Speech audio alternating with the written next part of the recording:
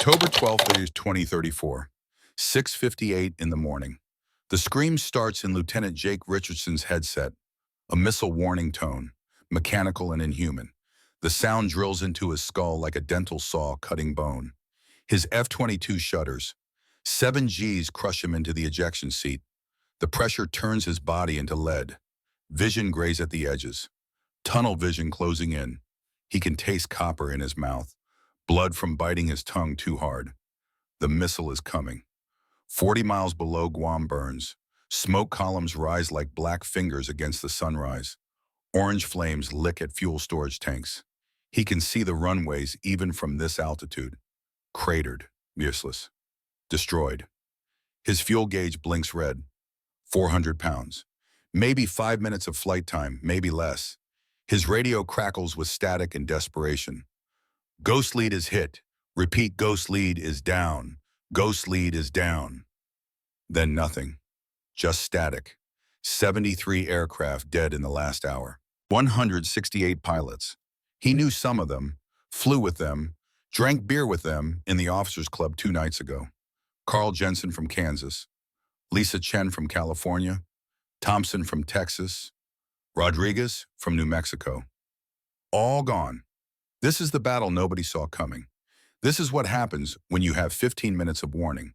This is what industrial mathematics looks like when it turns against you. This is war in the quantum age. And for Jake Richardson, 29 years old fighter pilot, it started 75 years ago in the same ocean with the same brutal arithmetic. This is the story of how 8 enemy carriers appeared off Guam with 17 minutes warning. How 400 aircraft turned the Pacific sky into a slaughterhouse. How a 42-year-old operations officer, a 23-year-old drone operator, and a handful of pilots flying 70-year-old planes fought back against quantum computers and artificial intelligence. By the time it ended, 103 Americans were dead. 3 carriers lay at the bottom of the Pacific. The course of the war had changed forever, but it started in 19 Same ocean, same math, different victim. October 12, 1944. Formosa. 6:15 in the morning. A Japanese operations officer stands in a humid room reading a reconnaissance report. The paper is damp from the morning air. The radio operator's handwriting is hurried, almost panicked. 8 American aircraft carriers, 180 miles offshore. Course 270, speed 25 knots. The math is simple and brutal. At 25 knots, the carriers close 15 nautical miles every 40 minutes. If they launch aircraft immediately after being spotted, those aircraft will reach Formosa in approximately 45 minutes, maybe less if they're carrying light bomb loads. The operations room has 15 minutes to respond, maybe 20 if they're lucky. Then 400 American planes will fill the sky over every airfield on the island. Vice Admiral Shigeru Fukudome knows what's coming. He's studied carrier warfare for 2 decades. He was at Pearl Harbor in December 1941. He watched Japan's carrier aviation evolve from experimental curiosity into the dominant weapon of naval warfare. Now the Americans are better at it than Japan ever was. The Americans will launch fighters first, air superiority, clear the skies of Japanese interceptors, then dive bombers, crater the runways with 1,000-pound bombs, then torpedo bombers configured for land attack, fuel storage, hangars, maintenance facilities, everything. 15 minutes between detection and destruction. Fukudome gives the order, scramble everything. Get every aircraft that can fly into the air before the Americans arrive. Fight them over the coast. Make them pay for every mile. It doesn't matter. By October 15th, the Americans have destroyed 450 Japanese aircraft. Every major airfield on Formosa is damaged or destroyed. Fuel supplies are gone. Ammunition is exhausted. The island is combat ineffective. The cost to the Americans is 48 aircraft. Kill ratio 9-to-1. 15 minutes. That's all the warning Japan had. 15 minutes to scramble, fighters evacuate non-combat personnel, and prepare for overwhelming force. It wasn't enough. 90 years later, someone did it to us. Coalition Operations Room, somewhere in the Western Pacific. October 12, 2034, 5:45 in the morning. Admiral Chen Wei studies the holographic tactical display hovering above the plotting table. 8 supercarriers arranged in a formation perfected over 3 years of war games and simulations. Each carrier displaces 85,000 tons. Each carries 66th-generation fighters and 20 autonomous combat drones. The carriers have quantum radar arrays built into their island superstructures. The radar can detect stealth aircraft at ranges exceeding 200 miles. American F-35s and F-22s might as well be flying with their navigation lights on. Admiral Chen has read the history books. He knows about Formosa 1904. He knows about Pearl Harbor. He knows about every carrier battle ever fought in this ocean. The Americans think they're invulnerable because they have stealth technology. They think quantum radar is theoretical, a propaganda tool, something that works in laboratories but fails in the real world. They're wrong. Today, Admiral Chen will teach them the lesson Japan learned in 1904, the lesson that Britain learned in 1940, the lesson that every overconfident military power eventually learns. Industrial mathematics always wins. Technology beats tactics. Numbers beat courage. Production capacity beats fighting spirit. He gives the order. Begin launch operations at 0615. Full strike package. 400 aircraft. Suppress Guam's air defenses. Crater the runways. Destroy fuel storage. Make the island combat ineffective for a minimum of 72 hours. The American carrier battle group is 4 days away. By the time they arrive, the Western Pacific will belong to the coalition. The math is simple. 8 carriers against 1 island. 400 aircraft against 90. Quantum targeting against legacy radar. It's not even a fair fight. Captain Marcus Chen, 42 years old operations officer at Naval Air Station Falcon Point, Guam, was born in California. His father emigrated from Taiwan in 1985. His mother was from Ohio. 3rd-generation American on her side, 1st generation on his. Marcus grew up hearing stories from his grandfather, Chen Yi, a Zero pilot who flew from the carrier Akagi, who was at Pearl Harbor on December 7, 1941, who survived the war despite flying some of the most dangerous missions in the Pacific. The old man died in 2019. San Jose Hospital. Lung cancer from 50 years of smoking. Marcus was there at the end, holding his hand, listening to the final words. Courage cannot defeat mathematics, Marcus. We were brave. The Americans had more ships, more planes, more fuel, more everything. Courage doesn't matter when the enemy can replace his losses and you cannot. Marcus joined the Navy to prove him wrong, to show that will and determination could overcome material disadvantages. He flew F/A-18 Super Hornets in Syria, 37 combat missions. He studied tactics at the Naval War College in Newport. He wrote his thesis on asymmetric warfare and carrier operations. The thesis was titled, The 15-Minute Window Decision-Making Under Temporal Compression in Carrier Warfare. It analyzed Formosa 1944, Pearl Harbor, Midway, every battle where early warning systems gave commanders just enough time to understand the threat, but not enough time to respond effectively. Now Marcus Chen is living inside his own thesis, and his grandfather's words echo in his mind like a death sentence. Courage cannot defeat mathematics. The technology gap opened in 2032. That's when the coalition announced their quantum radar breakthrough. The press release claimed they could detect stealth aircraft at ranges exceeding 200 miles, could track them with precision that made conventional stealth technology obsolete. The Pentagon called it theoretical, propaganda, impossible. They were wrong. In 2033, during a multinational war game in the Philippine Sea, the USS Zumwalt was sunk, a stealth destroyer designed to be invisible to radar, costing $4.4 billion. Hypersonic missiles found it at a range of 150 miles. The missiles were guided by quantum targeting systems. The Zumwalt never saw them coming. By the time the crew realized they were under attack, it was too late. The destroyer went down in 12 minutes. 14 sailors died. 173 were rescued. The Pentagon stopped calling quantum radar theoretical. In early 2034, reconnaissance satellites photographed something that shouldn't have been possible. 8 supercarriers under construction at coalition shipyards. Not 6, not 4. 8 massive vessels, each one displacing more tonnage than a Nimitz-class carrier. They had built them in 5 years.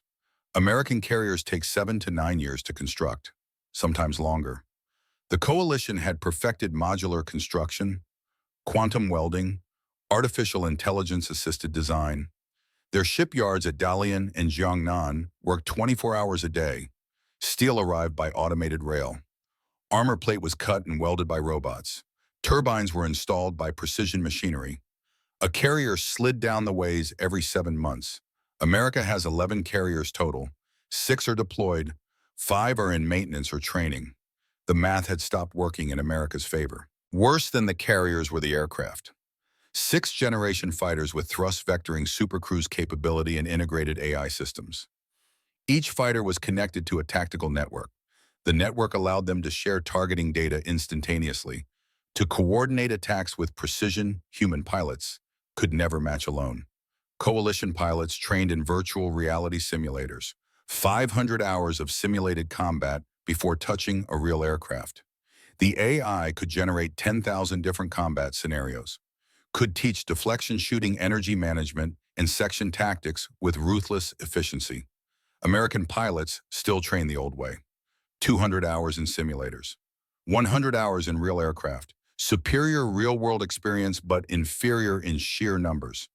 By October 2034, the coalition had trained 1,500 fighter pilots in 3 years. America had trained 400 in the same period. The mathematics were inexorable. More carriers, more aircraft, more pilots, a better radar, better targeting, better everything. And on October 12, 2034 at 5:58 in the morning local time, all that industrial mathematics arrived off the coast of Guam. Lieutenant Sarah Yamada, 23 years old, has been staring at computer screens for 6 hours straight. Her shift started at midnight. It's supposed to end at 0800, 2 more hours. Her coffee went cold 30 minutes ago. Her eyes are dry from forgetting to blink. The air conditioning in the drone operations center is set too cold. She's wearing a hoodie under her uniform blouse. Sarah operates an X-47C stealth reconnaissance drone. The drone flies at 65,000 feet, 180 miles east of Guam. Its mission is simple. Watch the ocean, look for carrier groups, report anything suspicious. For 6 hours, Sarah has watched empty ocean. Blue water, some clouds, fishing boats, a container ship heading south. Nothing unusual. Then the infrared camera picks up heat signatures, big ones. Sarah leans forward, adjusts the camera, zooms in. Ships, lots of ships. She counts cruisers, destroyers, auxiliary vessels, and carriers. 1, 2, 3, 4, 5, 6, 7, 8.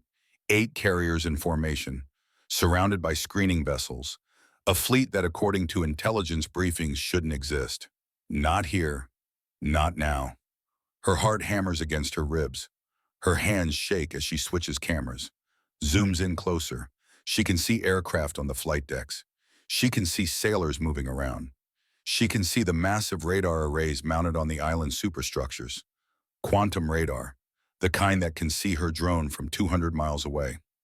Sarah zooms in on 2 of the carriers. Something's wrong. The heat signatures are different, cooler, less thermal bloom from the reactors. She switches to magnetic detection. The 2 carriers have significantly lower magnetic signatures. Decoys.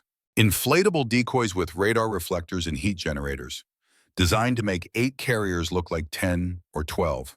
So it's not 8 carriers, it's 6 real carriers and 2 fakes. Still 480 aircraft. Still overwhelming force. Sarah transmits the data. Encrypted burst transmission. Quantum encoded. She hits the button and watches the progress bar crawl across her screen. Transmission complete at 0558. She checks her watch, makes a note in the log. Continues monitoring. The drone's threat warning receiver chirps, then screams. Missile lock, multiple missiles inbound.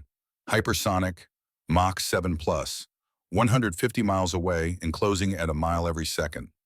Sarah has 2.5 minutes before they destroy her drone. She points the camera at the carrier fleet. Records everything: flight deck operations, aircraft movement, radar emissions, communications frequencies, everything. The missiles close to 50 miles, then 20, then 5. Sarah's screen goes black. Drone destroyed at 0602. But the data is already transmitted, already in the system, already being analyzed. She leans back in her chair, takes a deep breath. Her hands are still shaking. In 17 minutes, someone will read her report. Someone will do the math. Someone will realize that 400 enemy aircraft are about to make the 45-minute flight from their carriers to Guam, and there's nothing anyone can do to stop them. Marcus Chen holds the printout in both hands. The paper is damp from the humidity.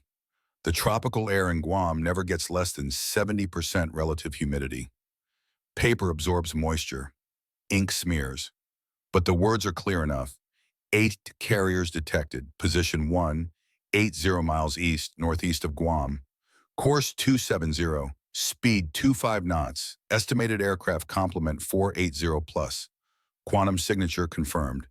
2 carriers assessed as decoys. Actual carrier count 6. Estimated aircraft 400. Chen stares at the numbers. Does the math in his head. It's automatic.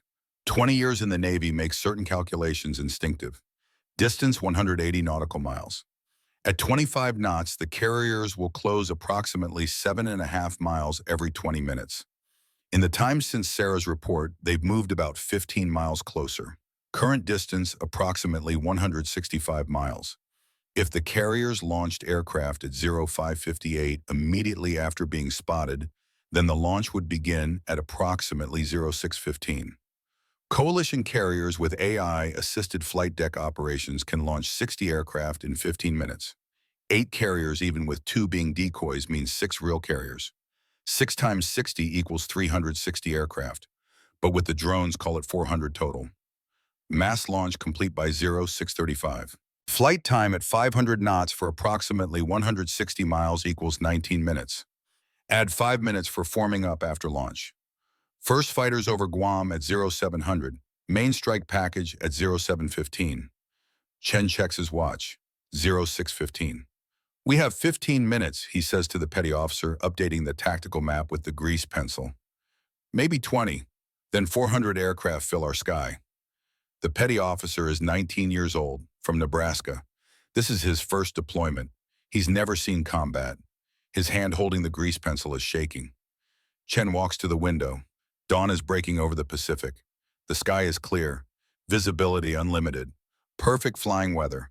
The Americans used to call this kind of weather kabu. Ceiling and visibility unlimited. It means the enemy can see you perfectly, and you can see them. He picks up the phone, dials the extension for Admiral Hayes' quarters. The phone rings twice. A voice answers. Rough from sleep. Hayes, Admiral, this is Captain Chen. We have a situation. You need to see this immediately. 15 seconds of silence. Then I'm on my way. Chen hangs up, looks at the tactical map. 8 red squares moving steadily toward the island. 6 real, 2 fake. Doesn't matter. The math is the same. 400 aircraft against 90 American fighters.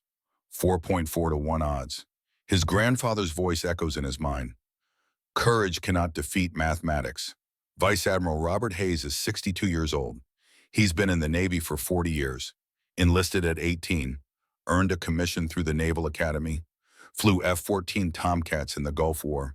Transitioned to F/A-18s. Flew 73 combat missions over Iraq. He remembers when America had overwhelming air superiority, when American pilots controlled the skies, when the enemy couldn't get airborne without being shot down. Those days are over. Hayes dresses quickly. Uniform trousers. Khaki shirt. No time for a tie. He splashes water on his face. Looks at himself in the mirror. Gray hair. Lines around his eyes. Too many years and too many missions. Too many memorial services.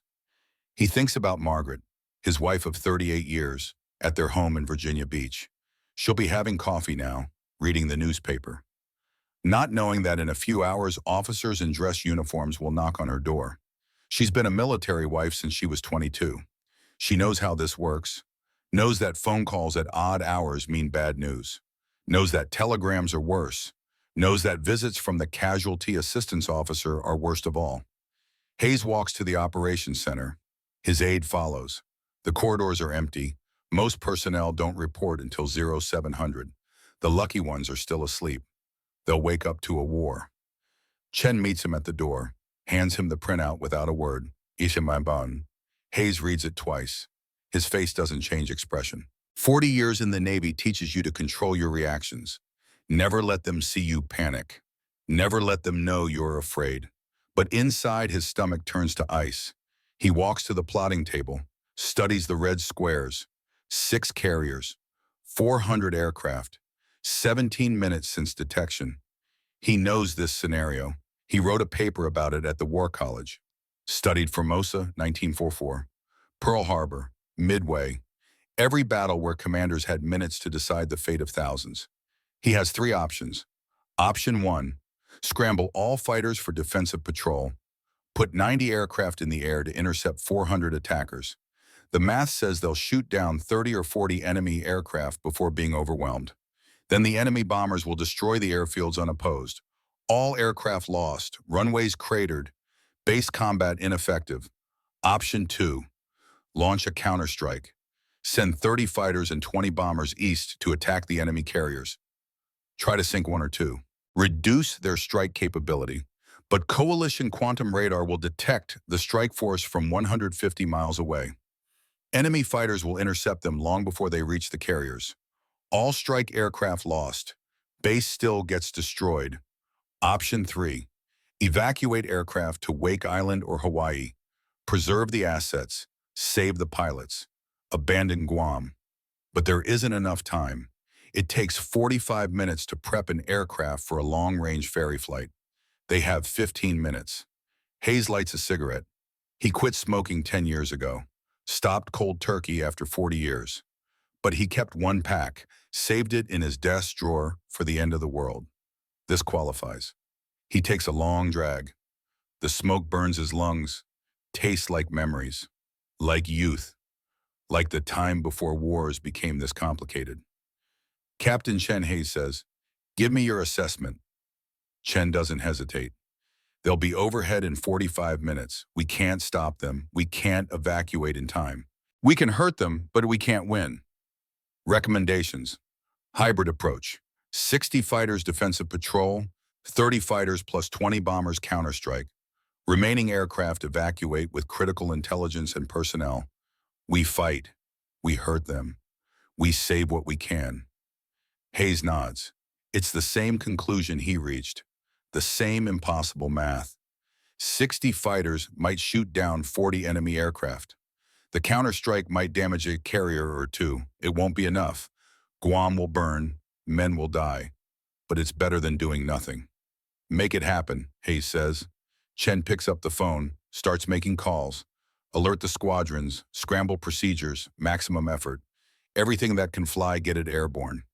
Hayes walks to the window, watches the sun rise over the Pacific, thinks about Margaret, about the life they built together, the house in Virginia Beach, the grandchildren they'll never have, the retirement they plan.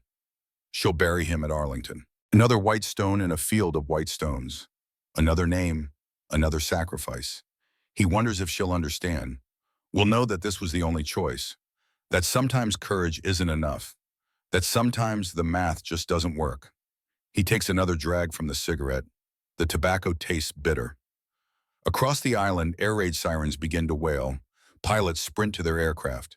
Ground crews pull wheel chocks. Engines cough to life. The sound of turbines fills the morning air. 90 fighters against 400. 15 minutes until hell arrives. The mathematics are brutal and undeniable. But Americans don't surrender. They fight, even when the odds are impossible. Even when courage cannot defeat mathematics. They fight anyway, because that's what Hayes' generation was taught. That's what his father taught him.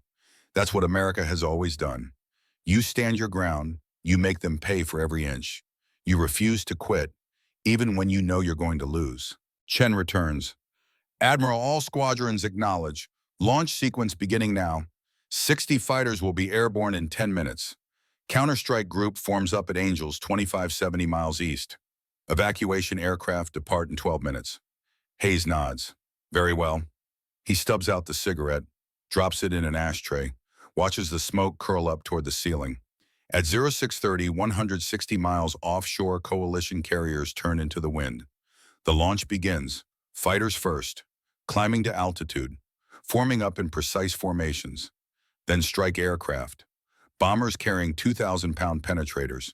Drones with electronic warfare payloads. 48 aircraft launched per carrier, 6 carriers working simultaneously. AI-coordinated flight deck operations with mechanical precision. The entire strike package is airborne in 18 minutes. 400 aircraft turn west. Begin the flight toward Guam at 500 knots. In the operations center, radar operators watch the contacts multiply on their screens. 100, 200, 300, 400. Sir, a radar operator says. His voice is steady, but his face is pale. Estimate 400 contacts inbound. Range 120 miles. Speed 500 knots. Time to target 24 minutes. Hayes checks his watch. 0652, 24 minutes until the first fighters arrive. 27 minutes until the bombers. American fighters are airborne now. 60 aircraft climbing to intercept. 30 more heading east on their suicide mission to attack the carriers. The counter-strike group will never reach their targets. Hayes knows it. Chen knows it. The pilots probably know it too. But they're going anyway, because orders are orders, because someone has to try. 17 minutes from detection to launch. Another 27 minutes until impact. 44 minutes total. That's how long Guam has left before the world changes forever. Hayes walks back to the plotting table, studies the tactical display. Blue squares representing friendly aircraft climbing to intercept. Red squares representing enemy aircraft closing like a tsunami. The math is simple, brutal, undeniable. But Hayes has been in the Navy for 40 years. He's seen impossible odds before. He's seen courage win when mathematics said it couldn't. He's also seen courage lose.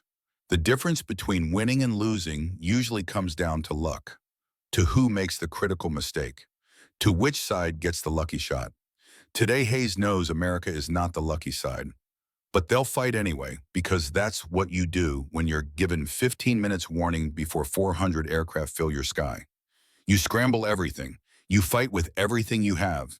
You make them pay. And you pray that courage matters more than mathematics, even though you know it doesn't. Lieutenant James Mitchell is 27 years old. He grew up on a cattle ranch in Montana. Wide open spaces, big sky country. His father was an Air Force pilot who died in a training accident when James was 12. Engine failure on takeoff. The F-16 went into the ground nose first. There wasn't enough left to bury. James joined the Navy to finish what his father started, to prove that the sacrifice meant something, to show that dying in service to your country has purpose. Now he's about to test that belief. His call sign is Ghost. It came from his first deployment when he appeared out of nowhere during a training exercise and shot down 3 aggressors before anyone saw him coming. The name stuck. Ghost leads 30 fighters eastbound at 25,000 feet, 30 F-35 Lightning IIs, each one costing $80 million, each one carrying 2 A-20 AMRAAM missiles and 2 AIM-9X Sidewinders, each one flown by a pilot who knows this is a one-way trip. The target is 6 coalition carriers 140 miles ahead. The carriers are protected by quantum radar 200 fighters on combat air patrol and enough anti-aircraft missiles to turn the sky into a steel curtain of death. The math is simple. 30 American fighters against 200 enemy fighters. 7-to-1 odds. No reserves, no support, no hope. In his flight suit pocket, James carries 6 photographs. 5 are filled. His mother and sister back in Montana. His girlfriend, Amy, in San Diego, the ranch where he grew up. His father's burial at Arlington National Cemetery. His F-35 graduation photo. The 6th photograph is blank, empty. He carries it for luck. His personal superstition says that nothing bad can happen to him until all 6 photos are filled. He's never filled the 6th one, never found the right image. Maybe that's the point. James checks his tactical display. 80 red diamonds climbing from the east. His 30 blue diamonds heading straight for them. The flight computer displays fuel state, 5,000 pounds, enough for 1 attack run and maybe 10 minutes of combat. No reserves for return to base. Quantum radar has them painted. The enemy knows they're coming. They're vectoring 80 fighters to intercept. 7 minutes to merge. The radio crackles. Other pilots in the formation checking in, confirming weapon status, making their peace. Lieutenant Carl Jensen from Kansas. Farm boy, grew up driving tractors, joined the Navy because he wanted to see the ocean. Ghost 2 ready, Lieutenant Sarah Park from California. Berkeley graduate, majored in aerospace engineering, flew helicopters before transitioning to fighters. Ghost 3 ready, Lieutenant Miguel Santos from Texas. El Paso, father was a Marine, brother was Army. Miguel joined Navy to be different. Ghost 4 ready, 27 more voices, 27 more pilots, 27 more Americans who know they're flying toward death and doing it anyway. Ghost Flight, this is Ghost Lead. You all know the mission, 6 carriers ahead. We put enough hurt on them to make them think twice. We sink one, we damage 2 more, and suddenly their 4-to-1 advantage becomes 3-to-1. That's 60 fewer aircraft bombing Guam. That's 60 fewer bombs on our runways. That's lives saved. He pauses, lets them absorb it. Coalition has quantum radar. They can see us from 150 miles. They know we're coming. They're sending 80 fighters to stop us. We go through them, not around them. Speed is life. Stay aggressive. Get to those carriers. Another pause. It's been an honor flying with you. Montana boy going down swinging. Ghost lead out. The radio stays quiet for 5 seconds. Then one by one responses come back. Let's send these bastards to hell. See you on the other side, Ghost. Give 'em hell, Montana. James checks his fuel. Checks his weapons. Checks his photos one more time. Still 5 filled. 1 blank. Maybe it stays blank. Maybe that's how this ends. 7 minutes to contact. Lieutenant Zhao Jun is 25 years old. He grew up in Shanghai. His father is a party official. His mother is a doctor. Zhao attended the National Defense University, graduated top of his class, selected for fighter pilot training. He's flown 500 hours in virtual reality combat simulators. The AI-generated scenarios covered every possible engagement: energy management, deflection shooting, section tactics, electronic warfare, everything. His performance scores were perfect: 98.7% hit rate in simulations, 0 losses in mock combat. The instructors said he was the best student they'd ever seen.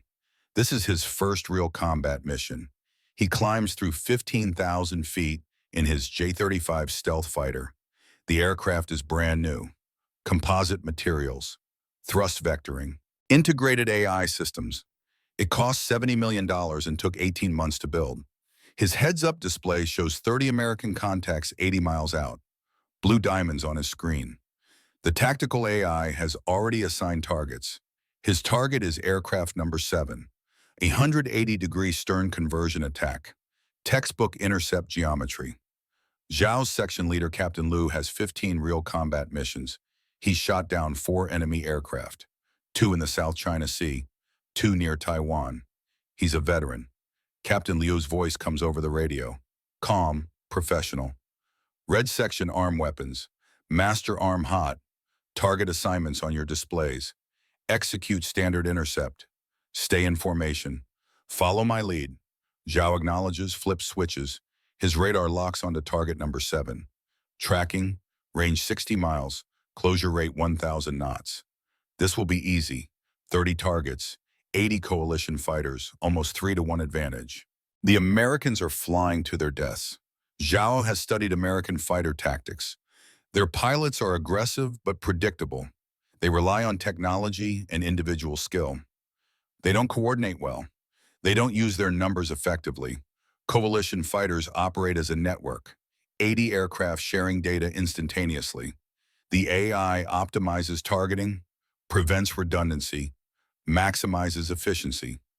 In simulation, this scenario always ended the same way: coalition victory with minimal losses.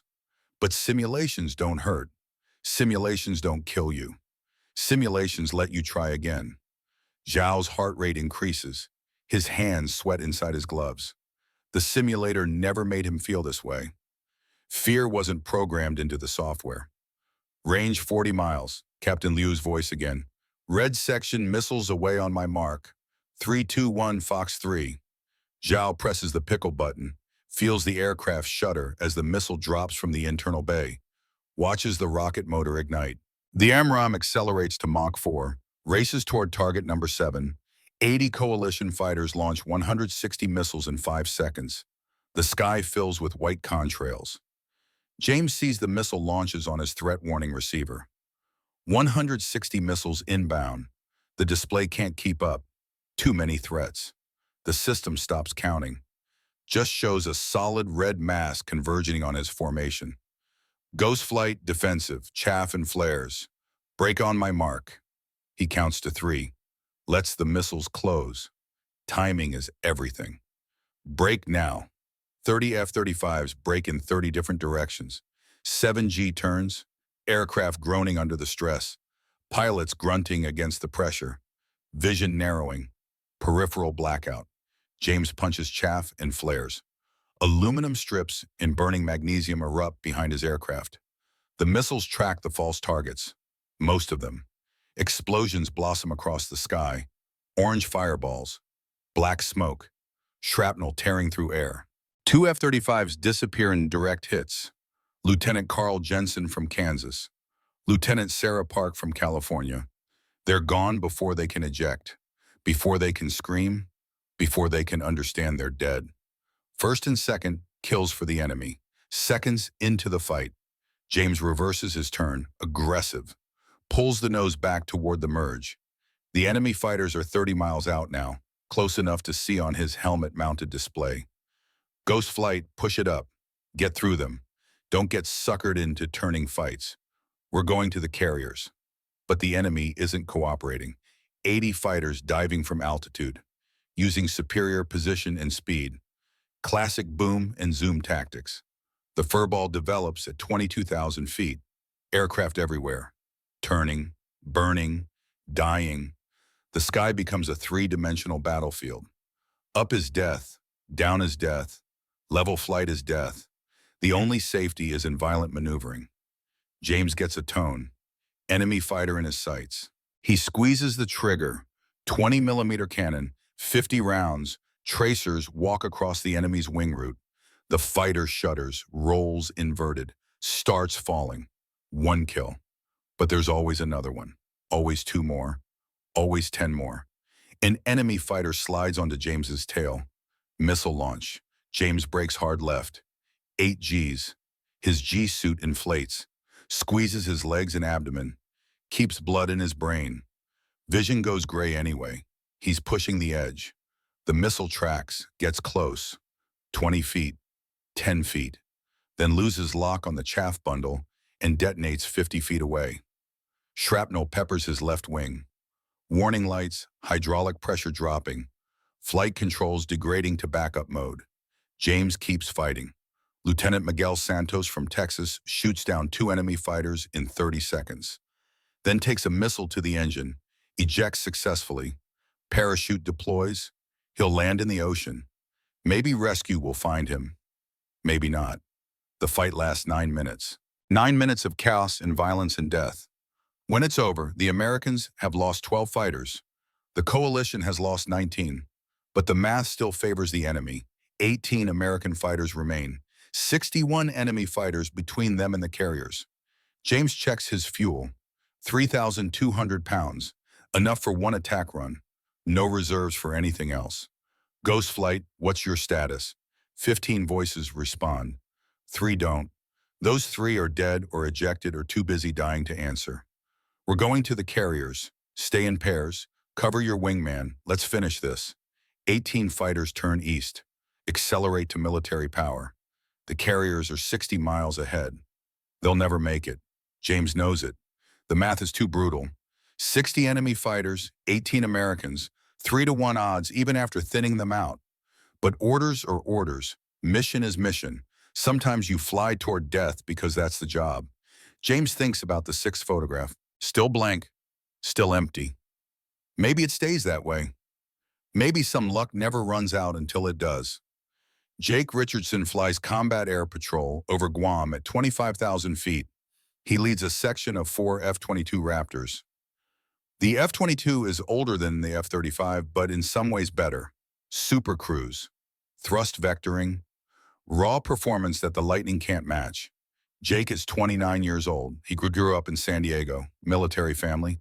His father is Captain James Richardson, commanding the carrier battle group built around USS Ronald Reagan. The Reagan is at Pearl Harbor under maintenance, 4 days away at flank speed.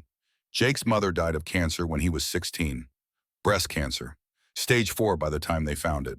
She fought for 2 years. Lost. Jake joined the Navy because it was in his blood. 3 generations of Richardsons in uniform.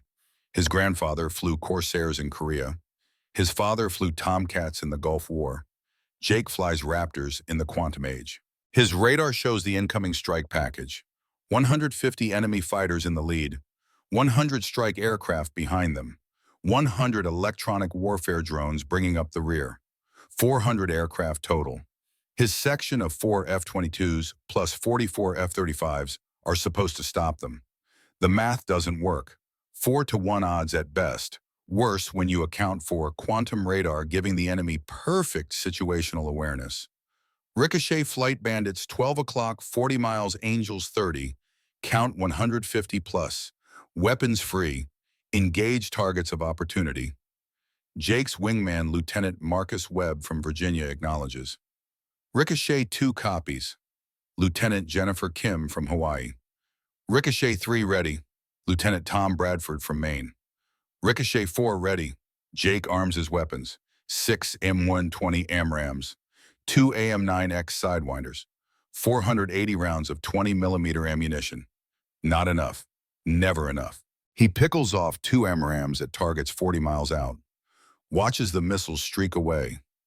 White contrails against blue sky. First missile tracks true. Hits an enemy fighter. Orange fireball. Debris tumbling through clouds. Second missile loses lock. Target deploys countermeasures. Electronic warfare drone spoofs the seeker. Missile goes ballistic. Explodes harmlessly. The enemy formation keeps coming. Disciplined, coordinated. AI managed. Every aircraft knows where every other aircraft is. They share targeting data. Optimize geometry. Maximize efficiency. American fighters operate independently. Each pilot makes his own decisions. Coordinates through radio calls. Human reaction time. Human error. Human limitations. Technology versus biology. Mathematics versus courage. Jake knows how this ends. Lieutenant Lisa Chen, 24 years old, first combat deployment, flies wing on Captain Sarah Martinez. Lisa graduated from the Naval Academy 8 months ago. Top of her class in academics, middle of the pack in flight training. She works hard, studies tactics, practices emergency procedures. But simulation isn't reality. Her radar shows 8 enemy fighters targeting her section. 8 against 2, 4-to-1. The tactical display updates too fast. Targets shifting, priorities changing. She can't decide which threat to engage first. Can't process the information quickly enough. She freezes. 3 seconds, 5 seconds. An eternity in air combat. An enemy missile finds her. Proximity fuse detonates. Shrapnel shreds her right engine. Fire warning, master caution alarm. Aircraft shaking, flight controls failing. She ejects. The canopy blows. The ejection seat fires. 400 knots of wind tears her from the cockpit. The parachute deploys, she's alive. But she's 10 miles offshore, falling toward cold Pacific water. No survival gear except what's in her vest. No rescue helicopter can reach her during combat. The water is 68 degrees. Survival time may be 8 hours if she doesn't panic. Less if she does. Lisa Chen will drown before anyone can help her. She's the 4th pilot down. The battle is 3 minutes old. The enemy bombers reach Guam at 07:15. 120 strike aircraft. J-20 stealth fighters configured for ground attack. H-20 strategic bombers. Each one carrying 2,000-pound penetrators. Bombs designed to crater runways. To pierce reinforced concrete. To destroy hardened targets. They approach from 20,000 feet in formation. Each squadron has specific targets assigned. The AI calculated the attack plan 3 days ago. Optimize bomb placement. Maximize damage. Anderson Air Force Base gets 40 aircraft. Naval Air Station Falcon Point gets 50. Marine Corps Air Station Agana gets 30. The bombers roll into their dives. 70-degree angles, accelerating to 350 knots. Pilots use perforated dive brakes to control speed, keep the aircraft stable, line up targets through bomb sites. At 3,000 feet, they release. Pull out with 7 Gs pressing them into their seats. Gray out their vision. Compress their spines. The bombs fall true. Terminal guidance corrects trajectory, adjusts for wind, compensates for Earth rotation. Anderson Air Force Base takes 15 direct hits on the main runway. Each bomb creates a crater 30 feet across and 20 feet deep. Concrete and asphalt vaporize. Rebar twists like wire. The runway becomes an obstacle course of holes and debris. Naval Air Station Falcon Point takes worse. 50 bombs, 7 direct hits on runway 24 right, 11 hits on taxiways, 20 hits in the dispersal area where fighters were being fueled and armed. The fuel farm takes 3 bombs, 100,000 gallons of JP-8 jet fuel. The first bomb ruptures the tanks. The second bomb ignites the vapor. The third bomb is redundant. The explosion is visible from 30 miles away. Orange fireball rises 2,000 feet. Black smoke mushrooms higher. The heat is so intense that paint blisters on buildings 400 yards away. Commander Elena Rodriguez stands in the control tower and watches her airfield die. She's 39 years old, 18 years in the Navy. She's been an air traffic controller since she was 23. She's talked thousands of aircraft through landings, guided them through fog, through storms, through equipment failures. She's never guided them through this. The tower shakes, windows shatter, glass everywhere, dust and smoke. Her headset cuts out, backup power kicks in, aircraft are still coming, damaged fighters limping home, fuel critical, wounded pilots, systems failing. She stays at her post, stays professional, stays calm. Viper 3-2 runway 24 right is cratered, multiple hits. Divert to taxiway Charlie. We've cleared it for emergency landings. You'll have 500 feet, no margin for error. Do not bounce. Fire trucks standing by. The radio crackles. Weak signal, damaged aircraft. Copy tower. Viper 3-2 has battle damage. Hydraulics failing. Fuel state 400 pounds, coming in hot. Elena watches through broken windows. The F-35 appears from the north. Too fast, too high, nose too steep. The pilot flares late. Aircraft slams onto the taxiway. Main gear first, then nose gear. Tires explode. The fighter slides on its belly. Sparks and smoke. 1,000 feet, 1,500 feet. It stops 50 feet from a fuel truck. The pilot climbs out, stumbles, falls to his knees, gets up, runs. Elena exhales, keys her microphone. Viper 3-2, good landing. Medical and fire teams responding. Get clear of the aircraft. Another aircraft calls in. Another emergency. Another impossible landing. She guides them down one by one. Saves lives with her voice, with her training, with her refusal to panic. Outside, Guam burns, but Elena Rodriguez keeps working, keeps fighting, keeps talking pilots down through hell, because that's the job. That's what you do. You don't quit. You don't run. You stay at your post until someone makes you leave, and nobody's making her leave. Underground Command Center, 0718. The bunker is 30 feet below ground. Reinforced concrete, steel doors, designed to withstand near misses from 1,000-pound bombs. It's not designed for 5,000-pound bunker penetrators. The enemy bomber approaches from the north, releases at 15,000 feet. The bomb has GPS guidance, inertial navigation, laser terminal seeker. It falls for 18 seconds, accelerates to 700 miles per hour, hits the ground directly above the command center, pierces 30 feet of earth, 20 feet of reinforced concrete, detonates inside the bunker. Marcus Chen is standing next to Vice Admiral Hayes when the bomb hits. They're studying the tactical display, discussing options, calculating losses. The explosion is light first, bright, blinding, then pressure, then noise, then darkness. Chen wakes up 30 seconds later. His ears ring, high-pitched whine that drowns out everything. His left arm is broken. He can tell without looking. The bone grates when he moves, dusted everywhere. Emergency lights flickering, red and yellow. Vice Admiral Hayes is 3 feet away, trapped under a concrete beam. His legs are crushed, blood pooling. Too much blood. Chen crawls over, tries to lift the beam. Can't, not with one arm. Hayes is conscious. His face is gray. Shock setting in. He knows he's dying. 40 years in combat teaches you to recognize death.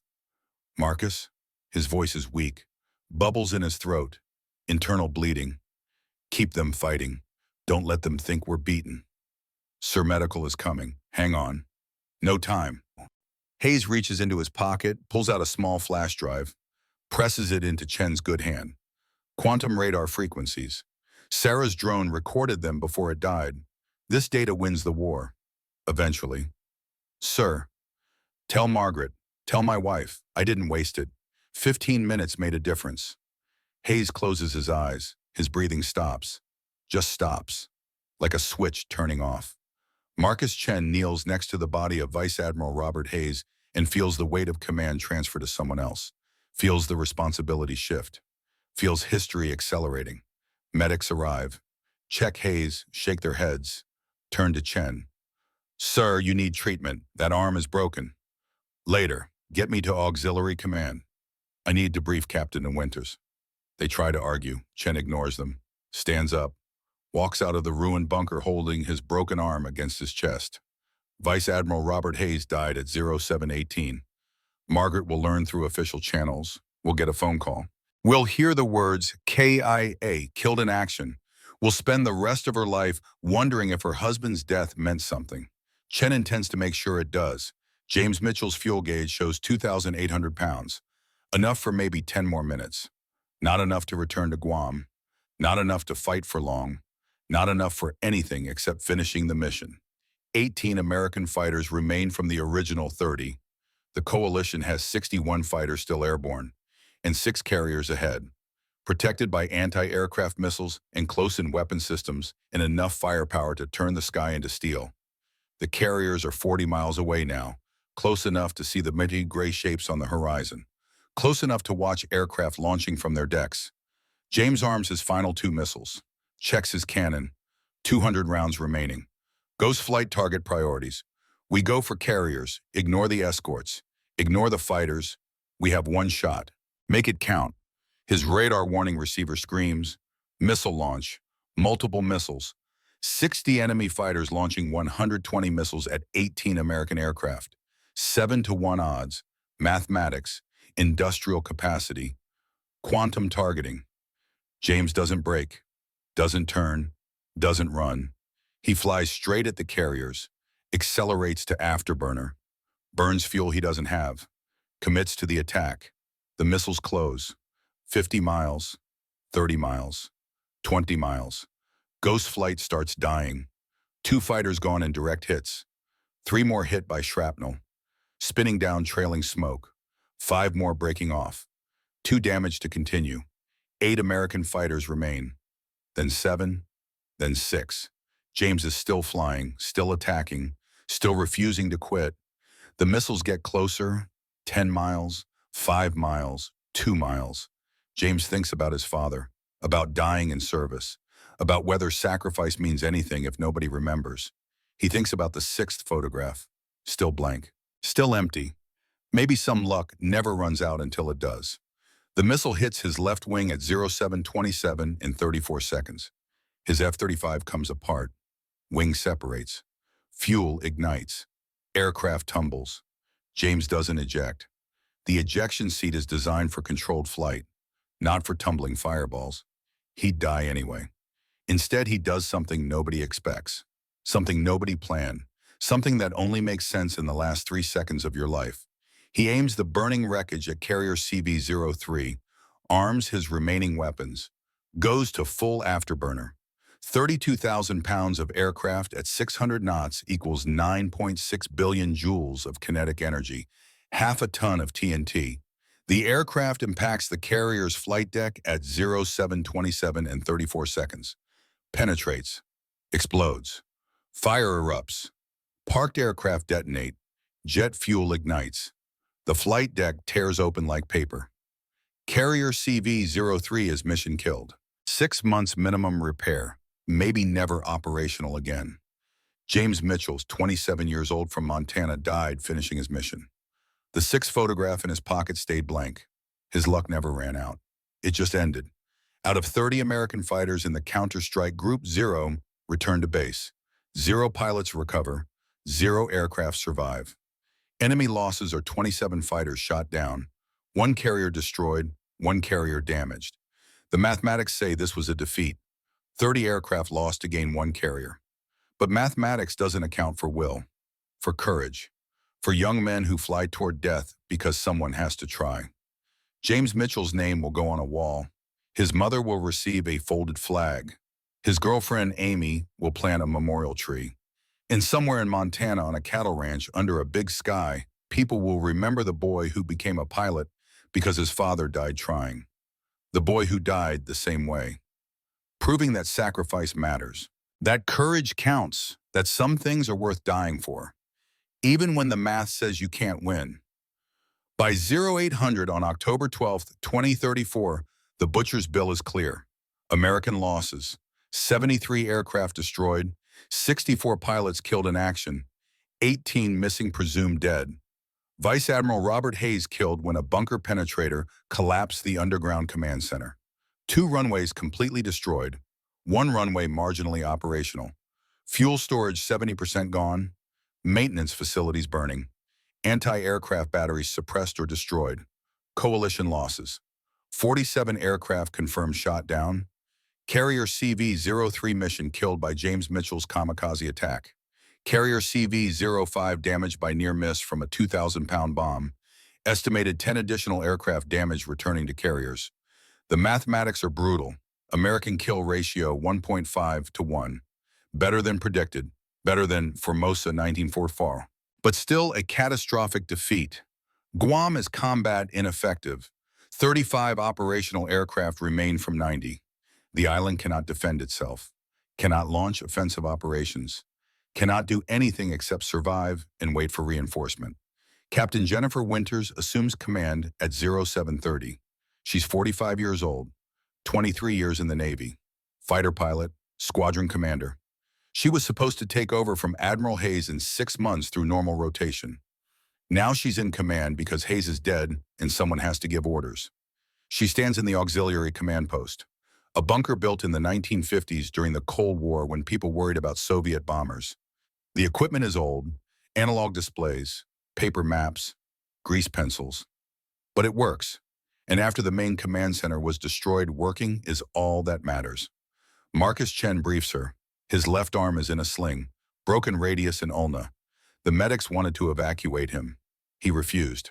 Said he'd leave when the battle was over. Admiral, we have 35 operational fighters, 20 are F-35s, 15 are F-22s. We have fuel for approximately 200 sorties. Ammunition is at 40%. We can defend for maybe 12 hours if they come back with the same force. Will they come back? Intelligence says yes tomorrow morning. Same time, same pattern. They'll finish what they started. Winters studies the tactical map. Red squares marking enemy carriers. Still on station, still 160 miles offshore, still capable of launching 400 aircraft. What's the status on reinforcements? USS Reagan Battle Group is 4 days out. Hawaii can send 80 aircraft, but they're 4th generation. F-15s and F-16s from the boneyard. Old birds pulled out of storage. They'll arrive tonight. 4th generation against 6th generation. That's not much help. No, ma'am, but it's what we have. Chen hands her the flash drive. The one Hayes died protecting. Admiral, there's something else. Lieutenant Yamada pulled this data before her drone was destroyed. Quantum radar frequencies. Operational parameters. She's been analyzing it. And she found something. You need to hear this from her. Sarah Yamada hasn't slept in 26 hours. Her eyes are red. Her hands shake from too much coffee and too much adrenaline. She's still wearing the same uniform from yesterday. It smells like sweat and fear and smoke. She stands in front of a display showing electromagnetic spectrum analysis. Waveforms and frequency plots and technical data that means nothing to most people. But it means everything to her. Admiral quantum radar works by detecting quantum entanglement signatures in modern stealth materials. Composite structures, radar-absorbent coatings, the materials used in 5th and 6th generation fighters. She points to the display. But it has a blind spot. The system is optimized for detecting quantum signatures at specific frequencies. It filters out conventional radar returns as background noise. Civilian aircraft, commercial jets, older military aircraft without composite materials. Winters leans forward. Are you saying quantum radar can't see older aircraft? Not exactly. It can see them, but the returns are weak, and the AI filters them out as non-threats. 4th generation fighters built with aluminum and titanium don't have strong quantum signatures. The radar sees them, but the system deprioritizes them. How do you know this? The flash drive. It has 3 hours of quantum radar emissions recorded before my drone was destroyed. I ran pattern analysis. When coalition fighters were engaging our F-35s, their radar ignored an Air Force C-130 cargo plane flying at 15,000 feet, 60 miles away. The C-30 flew right through their formation. They never reacted. The AI filtered it out. Sarah pulls up another display. Shows radar tracks from the morning battle. Here, 0704, 6 F-22s merged with coalition fighters. The quantum radar tracked them perfectly. But here at 0715, a Coast Guard C-27 flew at low altitude 30 miles from the fleet. Aluminum airframe, turboprop engines. The radar painted it, but no fighters reacted. They were focused on our stealth fighters. So older aircraft are partially invisible. Yes, ma'am, not completely invisible, but the AI is trained to prioritize stealth threats. It's a processing bottleneck. The quantum computers can track 100 targets perfectly, but tracking 300 targets overwhelms the system. It has to prioritize, and it prioritizes what it thinks is dangerous. Modern stealth fighters, not 70-year-old designs. Winters looks at Chen. How many old fighters can Hawaii send, Suanu? 80, maybe more if they pull from stateside reserves. F-15 Eagles, F-16 Fighting Falcons. They're not as capable as F-35s, but they're reliable and apparently invisible to quantum computers. How long to get them here? First wave lands at 1800 today, second wave tomorrow morning. Winters makes the decision. Get them here, all of them. Strip every boneyard and reserve unit. I want 200 old fighters by tomorrow dawn. She turns to Sarah. Lieutenant, you just gave us an advantage. They think they can see everything. Turns out they can see what they expect to see. That's a weakness we can exploit. Yes, ma'am. Good work. Now go sleep. That's an order. Sarah nods, walks out. Nearly collapses in the hallway from exhaustion. Chen watches her go. Admiral, she's 23 years old, linguistics major from UCLA. Joined the Navy to pay student loans. Never expected to see combat, and she just figured out how to beat quantum radar. Sometimes the best solutions come from people who don't know what's impossible. Winters studies the tactical map again. 8 red squares, 6 real carriers, 2 decoys, 400 aircraft. Tomorrow morning they'll come back. Same time, same pattern, expecting to finish the job. But tomorrow morning America will have a surprise waiting. Old technology versus new, aluminum versus composites, human intuition versus artificial intelligence. And for the first time since the battle started, Jennifer Winters thinks they might survive this. Coalition Fleet, Command Carrier Jing He. October 12th, 1800 hours. Admiral Chen Wei studies the damage reports. 47 aircraft lost. 1 carrier mission killed. 1 carrier damaged. Guam's defenses degraded but not eliminated. The Americans fought better than predicted. Kill ratio was supposed to be 4-1. Instead, it was 1.5-1. Coalition lost almost as many aircraft as the Americans. This concerns him. He's read American military history, studied their fighter tactics, analyzed their training methods. Americans are aggressive, individualistic. They rely on personal skill rather than coordinated teamwork. But today they fought with desperation, with courage that simulation couldn't predict, with willingness to die that AI doesn't understand. James Mitchell's kamikaze attack on CV-03 was not in any tactical database. No simulation predicted a pilot would deliberately crash his burning aircraft into a carrier. The AI calculated he would eject. Calculated wrong. Admiral Chen pulls up the combat recordings, watches American fighters pressing attacks through missile fire, watches them continue fighting with damaged aircraft, watches them refuse to break off even when survival was impossible. He's seen this before, in historical accounts. American fighters over Germany in 19 over Japan in 1945, over Iraq. When cornered, Americans don't surrender. They attack. His intelligence officer, Commander Wu, enters the briefing room. Admiral reconnaissance shows Guam received reinforcements. 80 aircraft from Hawaii. They landed 2 hours ago. What type? Fourth generation, F-15 Eagles and F-16 Fighting Falcons. Old aircraft pulled from storage. Admiral Chen frowns. Old aircraft against our sixth-generation fighters. Why buy in? Unknown. Perhaps it's all they have available. No, Americans are not stupid. If they're sending old aircraft, there's a reason. He pulls up technical specifications. F-15 Eagle, first flight 1972, aluminum airframe, conventional radar, no stealth characteristics, maximum speed Mach 2.5, combat radius 800 miles. Old technology, obsolete by modern standards, but reliable, battle-tested, proven.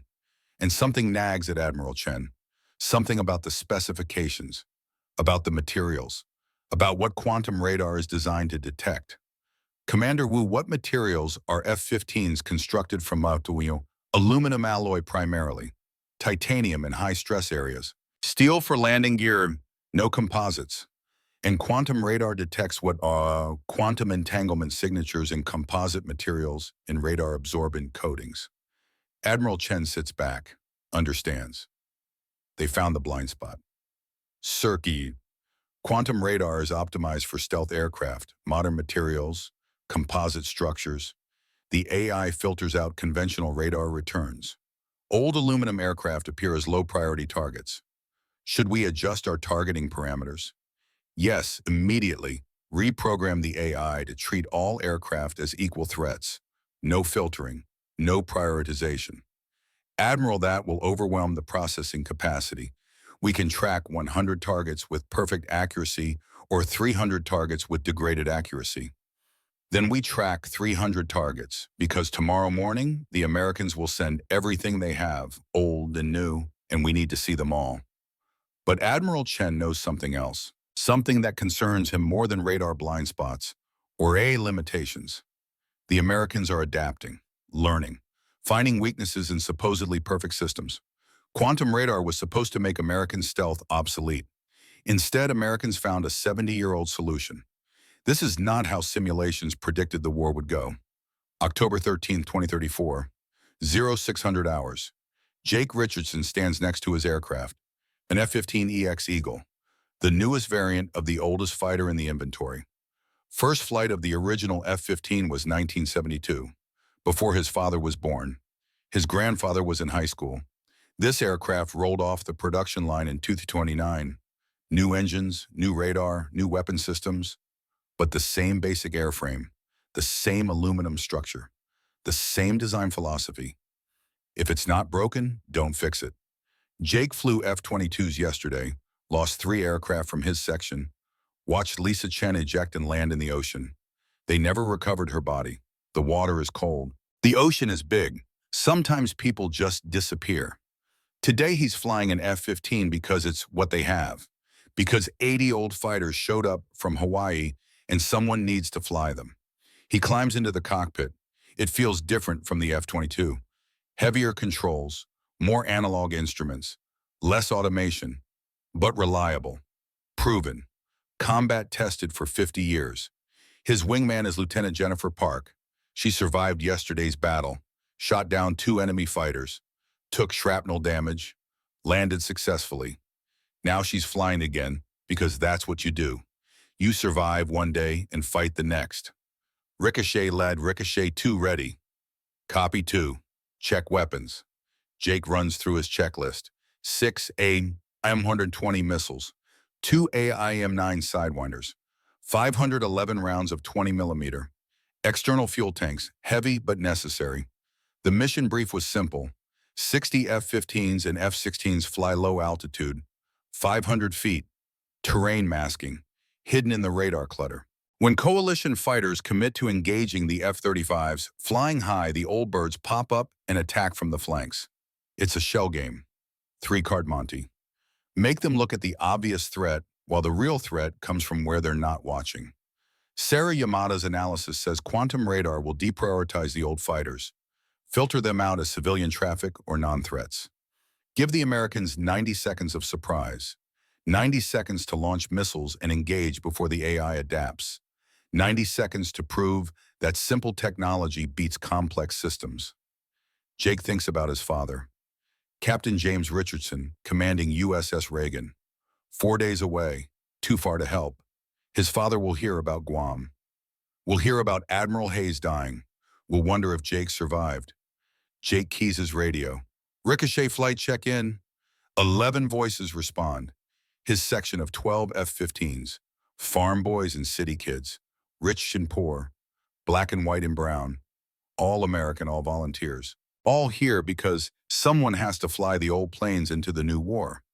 Ricochet flight, let's go hunting. 12 F-15s taxi to the runway. The only runway still operational. Taxiway Charlie. 500 feet of patched concrete and steel matting. Barely enough for a loaded fighter. But it's enough. The first F-15 rolls, accelerates, lifts off with 50 feet to spare. Then the second, then the third. 12 aircraft airborne in 3 minutes. They fly north, drop to 500 feet, skim over the ocean, fast and low, hidden in the radar clutter, invisible to satellites, just 12 dots moving across empty water. Behind them, 30 F-35s climb to 20,000 feet, visible to quantum radar. Obvious targets, bait for the trap. At 0630, 160 miles offshore, coalition carriers turn into the wind. The launch begins. 400 aircraft, same as yesterday, same pattern, same overwhelming force. But today is different. Today, the Americans have a surprise. Coalition fighter pilot Lieutenant Zhao Jun survived yesterday's battle. He shot down 1 American F-35, watched 2 of his squadron mates die, ejected when his aircraft was hit by cannon fire, spent 4 hours in the ocean before rescue. Today, he flies again, because that's what the mission requires. You survive one day and fight the next. His J-35 climbs through 15,000 feet. His heads-up display shows 35 American contacts at 20,000 feet. Blue diamonds, easy targets. The tactical AI assigns targets. His target is aircraft number 12. Same type of intercept as yesterday. Textbook geometry. His section leader, Captain Liu, survived yesterday too. He's quieter today, less confident. Yesterday taught him that Americans don't quit easily. Red section targets assigned, standard intercept, arm weapons. Zhao arms his missiles, checks his radar. The Americans are 60 miles out. Same as yesterday, same tactics. The coalition fighters climb to intercept. 80 fighters against 35 Americans. More than 2-to-1 advantage. Easy math. But something feels wrong. Zhao can't explain it. The Americans are too obvious, flying too high, too easy to see. Captain Liu must feel it too. Red sections stay alert. Watch for supporting elements. Americans may have additional forces. Zhao scans his radar, sees only the 35 contacts. Nothing else. Just empty ocean in the American formation. Range 40 miles. Captain Liu orders missile launch. Red section Fox 3 on my mark. 80 fighters launch 160 missiles. White contrails fill the sky. The missiles race toward targets 40 miles away. The Americans break, deploy countermeasures, start dying. 3 aircraft explode in direct hits. 2 more fall smoking. The rest scatter. It's working. Same as yesterday. Same overwhelming force. Same mathematics. Then Zhao's threat warning receiver screams. New contacts. 60 plus, low altitude, 20 miles. Appearing out of nowhere. The tactical AI updates. Suddenly 95 American aircraft instead of 35. Where did they come from? Jake Richardson's F-15 pops up from 500 feet at 0704. 1 second he's skimming the ocean. The next second, he's at 5,000 feet with enemy fighters 20 miles ahead. His radar display explodes with targets, 80 red diamonds, all focused on the F-35s above, none looking at the old fighters below. Ricochet Flight Fox 3 engaged targets of opportunity. He pickles off two AIM-120s, watches them streak toward the nearest enemy fighter. 20 miles, 15 miles, 10 miles, impact. The first coalition fighter explodes before the pilot knows he's under attack. 1 second, he's launching missiles at F-35s. The next second, he's debris tumbling through the sky. 60 American F-15s and F-16s launch 120 missiles in 15 seconds. The sky fills with white contrails coming from an unexpected direction.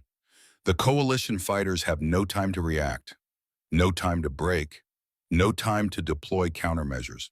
They're pointed the wrong way, looking at the wrong threat. 42 coalition fighters die in 60 seconds, shot down by old aircraft they never saw coming, killed by technology their quantum radar filtered out as irrelevant. Lieutenant Zhao Jun sees the missile coming, tries to brake. Too late. The AMRAAM detonates 10 feet from his cockpit. Shrapnel shreds his aircraft. He ejects. Parachute opens. He survives. Captain Liu is not so lucky. 3 missiles converge on his aircraft. He never had a chance. He's gone before he can scream. The tactical AI recognizes its mistake, updates priorities, vectors 50 additional fighters toward the old American aircraft. But the surprise lasted 90 seconds. And in those 90 seconds, the Americans killed 42 coalition fighters and changed the mathematics of the battle. Now it's 110 coalition fighters against 95 Americans. Close to even odds. And American pilots have real combat experience, muscle memory, instinct born from flying and fighting and surviving. Jake Richardson shoots down 3 coalition fighters in 5 minutes. His wingman Jennifer Park gets 2 more. The F-15s are not as maneuverable as 6th-generation fighters. Not as fast, not as advanced, but they're reliable, proven, battle-tested, and flown by pilots who refuse to lose. The dogfight rages for 12 minutes. Aircraft burning, missiles flying, cannon fire, explosions, death. When it's over, American losses are 28 aircraft. Coalition losses are 93.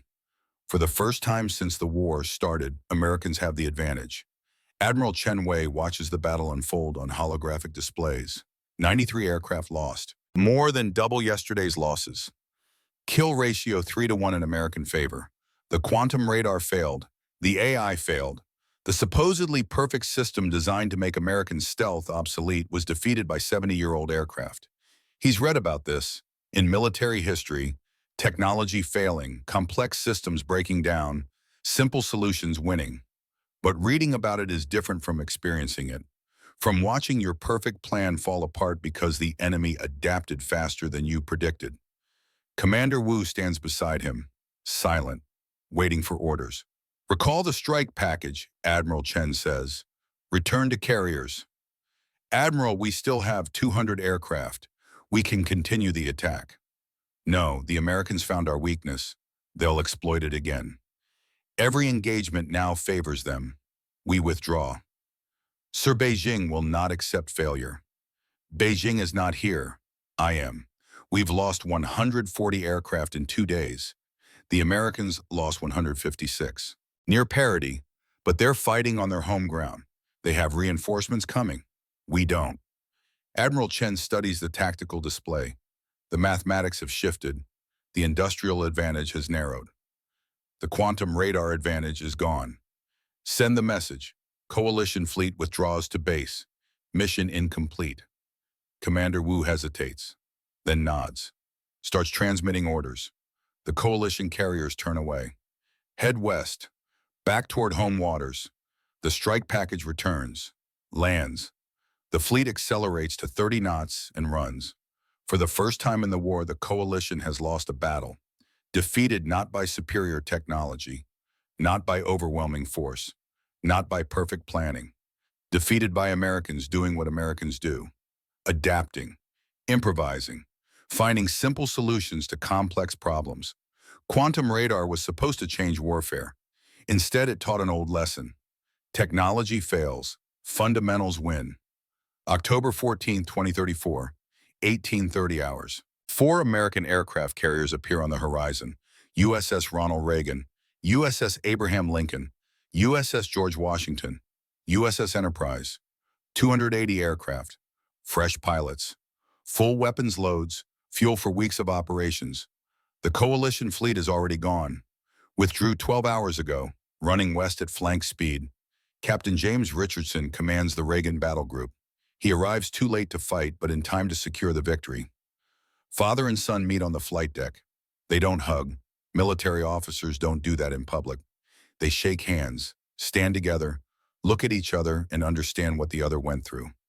I heard about Admiral Hayes, James says.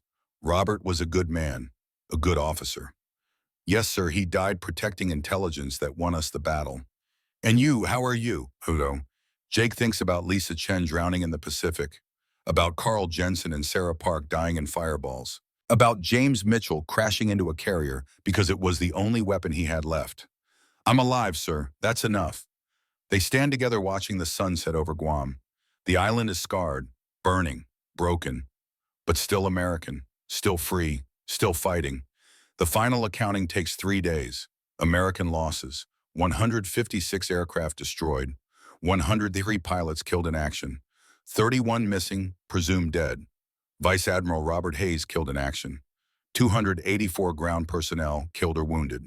Coalition losses, 312 aircraft destroyed, estimated 240 pilots killed. Carrier CV-03 mission killed. Carriers CV-05 and CV-08 sunk by American counterattacks. 3 additional carriers damaged. Kill ratio, 1-2 in American favor. Strategic victory. Coalition expansion halted. Quantum radar advantage neutralized.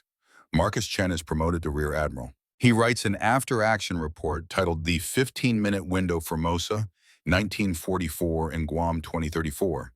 It becomes required reading at the Naval War College. He visits Admiral Hayes' widow in Virginia. Margaret Hayes is 60 years old, military wife for 38 years. She knows how this works, knows that men die and widows serve and the mission continues. Chen delivers the flash drive, explains how the intelligence Hayes died protecting gave America the breakthrough they needed. Your husband's sacrifice bought us the information to win, Chen tells her. She accepts the flag, thanks him, closes the door, cries alone. Jake Richardson is credited with 11 kills over 3 days. Navy Cross. The medal sits in a drawer. He doesn't wear it, doesn't like talking about it. The kills were enemy pilots, young men with families and dreams. They were following orders, same as him. War is mathematics, but mathematics doesn't feel. Numbers don't mourn. Sarah Yamada is promoted to lieutenant commander. She leads the project to develop counter-quantum radar technology. Within 6 months, Americans deploy quantum ghost stealth coding. It's invisible to both conventional and quantum radar. The technology gap closes. The advantage shifts back to America. Captain Jennifer Winters becomes the first female admiral to command in combat. She develops Old Bird Doctrine, mixing 4th-generation and 6th-generation aircraft to confuse enemy sensors. It becomes standard tactics. The doctrine spreads to Air Force and Marines. The military pulls F-15s and F-16s out of boneyards, updates them, returns them to service. Old technology proves itself again. James Mitchell receives the Medal of Honor posthumously for extraordinary heroism, for pressing the attack against overwhelming odds, for sacrificing his life to mission kill an enemy carrier. His mother accepts the medal at a ceremony in Montana. His girlfriend Amy plants a memorial oak tree on the ranch. The ranch is renamed Mitchell Field. 103 names go on a memorial lawn at Guam. Black granite, silver letters, names of pilots and sailors and Marines who died in 3 days of fighting. The wall faces east, toward the ocean, toward where the enemy came from. A reminder that freedom has a price and someone has to pay it. October 12, 2035, 1 year later. Memorial ceremony at Guam. Marcus Chen stands before the wall, reads the names. Hayes, Mitchell, Jensen, Park, Santos, Chen, Rodriguez. 103 Americans who refused to surrender when mathematics said they should. A young lieutenant approaches, fresh from flight school. 23 years old, hasn't seen combat, doesn't understand yet what war costs. Sir, were you here during the battle? I was. What was it like? Chen pauses. Remembers dust and blood and smoke. Remembers Hayes dying. Remembers watching aircraft burn. Remembers the 15 minutes between detection and hell. It was 17 minutes of warning, then 3 days of mathematics. We were outnumbered, outgunned, out-teched. But we had one advantage. We'd been there before. In history, in simulations, in nightmares. He points at the wall, at the names. 75 years ago, Americans did this to Japan at Formosa. 8 carriers, 480 aircraft, 15 minutes warning. We destroyed them, overwhelmed them with industrial mathematics. In 2034, someone did it to us. 6 carriers, 400 aircraft, 17 minutes warning. We survived because we learned from 1944. You can't always win. The math doesn't always work in your favor. Technology fails. Perfect plans fall apart. He looks at the young lieutenant, sees himself 30 years ago, sees every young officer who thinks war is about tactics and strategy and technology. But you can refuse to lose. You can adapt. You can improvise. You can find simple solutions to complex problems. Quantum radar was supposed to make us obsolete. It was perfect, unbeatable, based on quantum physics and artificial intelligence and decades of research. We beat it with 70-year-old airplanes made of aluminum. Chen touches Admiral Hayes' name on the wall. Remembers the last words. Remembers the flash drive. Remembers 15 minutes that changed everything. That's the lesson. High technology fails. Simple solutions win. Old aircraft beat quantum computers. Because war isn't about the newest weapon or the most advanced radar. He pauses, lets the silence speak. It's about who refuses to lose. The coalition never tried again, never attacked Guam, never challenged American carriers in the Western Pacific. The war continued for 8 more months. Ground campaigns, cyber attacks, economic sanctions, but no more carrier battles, no more quantum radar surprises, no more 15-minute windows, because both sides learn. Technology has limits. Mathematics has exceptions. And sometimes courage does defeat industrial capacity. When the war ended, historians studied Guam 2034, compared it to Formosa 1944, found the parallels, found the lessons. 15 minutes of warning, overwhelming force, industrial mathematics, technology advantage, all the same elements, but different outcomes. Japan lost Formosa and kept fighting for 9 more months. America held Guam and won the war in 8 months. The difference was adaptation, learning, refusing to accept that technology makes old solutions obsolete. The difference was Sarah Yamada finding the quantum radar weakness, Jennifer Winters approving the old fighters, Jake Richardson and 60 pilots flying F-15s into a 6th-generation war. The difference was James Mitchell crashing his burning aircraft into a carrier because courage matters even when mathematics says it doesn't. 103 Americans died proving that. 103 names on a wall facing east. Today, every Navy pilot studies Guam 2034. Every Air Force cadet learns about the old birds. Every officer reads Chen's report about the 15-minute window. The lesson is taught at Annapolis and West Point and the Air Force Academy, taught to every generation that puts on a uniform.